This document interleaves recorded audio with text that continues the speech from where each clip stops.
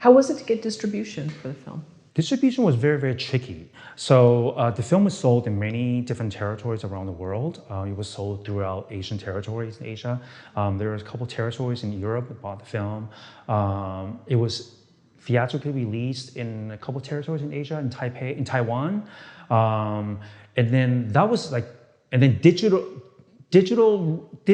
distribution was not like, was just the beginning. 2016, 2017 was just the beginning. Now everything's digital, right?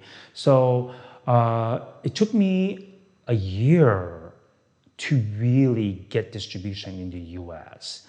So after the film had a theatrical distribution in Asia and Europe, in 2016, I spent a year trying to get distribution in the US. And so it took me a year, and then finally the movie was released in 2017. And the market is so different, the industry is so different now, everything's digital. So in a way, it's great because the whole world can see your film. Yeah. Sure. So yeah, I felt very lucky to be able to distribute a film in different territories. So you found a distributor, or you went to an aggregator and they... We found a distributor, Gravitas Ventures. Oh, great. Yeah. Okay. So they took over. They were able to sell the film to different digital platforms. So yeah, it's on all digital platforms. Yeah. So have people reached out to you and said either this is my story or thank you, now it's become my story, it wasn't before, kind of thing? You know, I get like letters from random people a lot, all the time.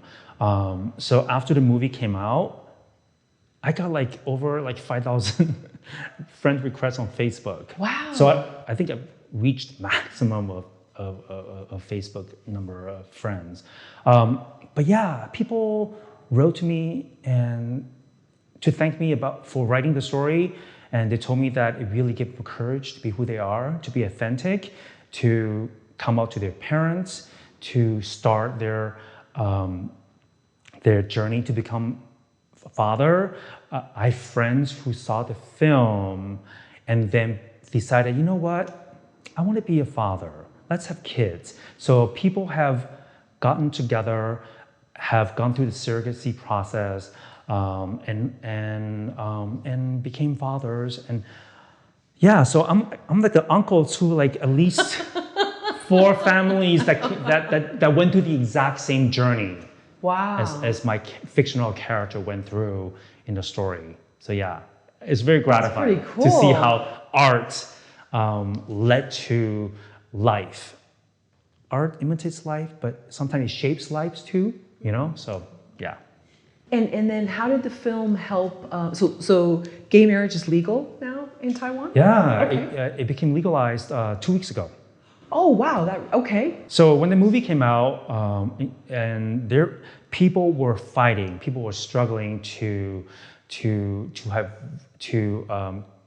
legalize same-sex marriage. Marriage equality was a huge struggle, and for a while it was stagnant. Nobody was doing anything about it.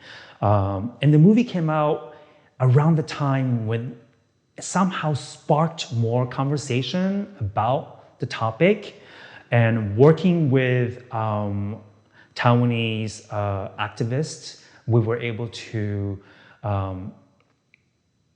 spark more dialogue. And so 2 years later, after more work, Taiwan was able to become the first country in Asia to legalize same-sex marriage. I'm so proud of Taiwan. Wow.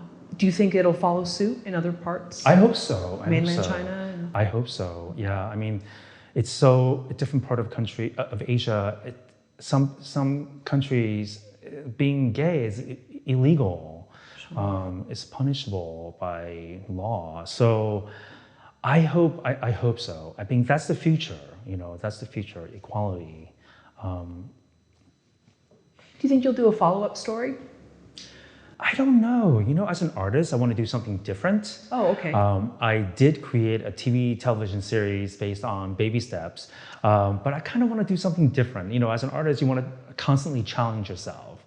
So I have a couple like film and TV project in development that's completely different. Yeah, but yeah, I don't know. Yeah, so maybe 5 years later I'll be like, oh, I missed that story. Let's revisit. But now I want to do something different. And you're in baby steps as well. So you wrote, direct. I wrote, directed, and acted in the film. Okay. Yeah, it was really, really hard. It was crazy being an actor and director because they're completely different kind of approach to filmmaking. Actor, you have to be in the moment. You have to let go. You have to forget your lines. I mean, you have to know your lines, but you have to forget it. You have to be in the moment, react naturally, don't control, like let go of control and be present. As a director, you're supposed to be like really focused on every aspect of the filmmaking, right? So it's completely different. I remember like we would do a scene and I would like communicate with all the actors and crew about what I wanted to do. First in English and then in whatever the language that needed, we have different sets of crews. So I had to communicate in 2 different languages, clearly making sure they understood what I meant. And then after that, I had to let all that go and just like be really present and just be an actor, character. And do the scene, and after the scene is over, completely take off this actor's hat and rush to the monitor and just see what we just filmed and be very critical of every aspect of the filmmaking as a director. And then one of the things I really discovered as a director was that I realized that actors are usually very narcissistic. I say that because the first day of filmmaking, I remember going back to the monitor and I would only look at myself. Did I look good on in the scene? And I would like, oh God, Barney, you can't do that. You have to pay attention to all the other actors too, the sound, everything. Like I really had to remind myself every single take to really pay attention as a filmmaker, as a director, to everything within that frame and not just yourself. How does my hair look? Do I look fat? Things like that. So I learned that to be able to compartmentalize, to really focus on each role as a director or as an actor. It's crazy. It was so hard. I don't think I'll ever do it again. Oh, you don't think so? Oh my God. You've had your fill of it? It's crazy. I've done it.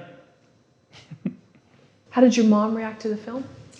Okay, so that was one of the great things about making this film.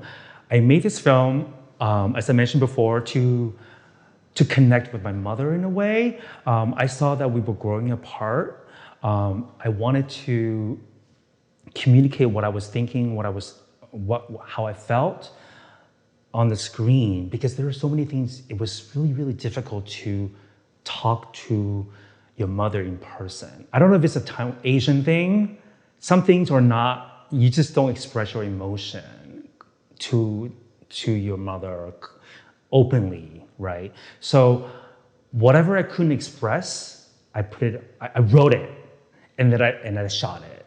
So when she saw the film, she understood how I felt I was left out, because she never really shared an integral part of my identity with her friends.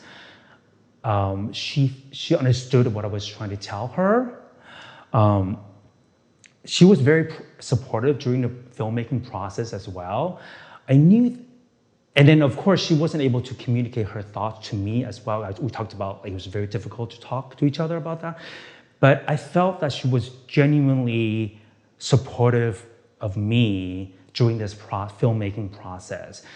I remember we would have early calls in the morning, like 5 o'clock calls. And she would get up at 3 in the morning to make me breakfast and to make sure that I was well fed before the hectic days ahead.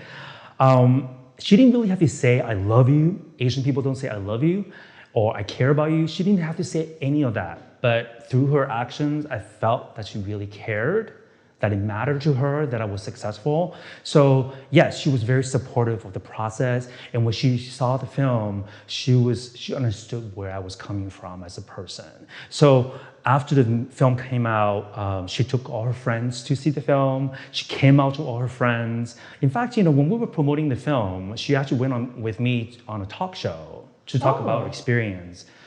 So this movie was very instrumental in connecting my mother and me on a very deep emotional level. So that was something that was unexpected.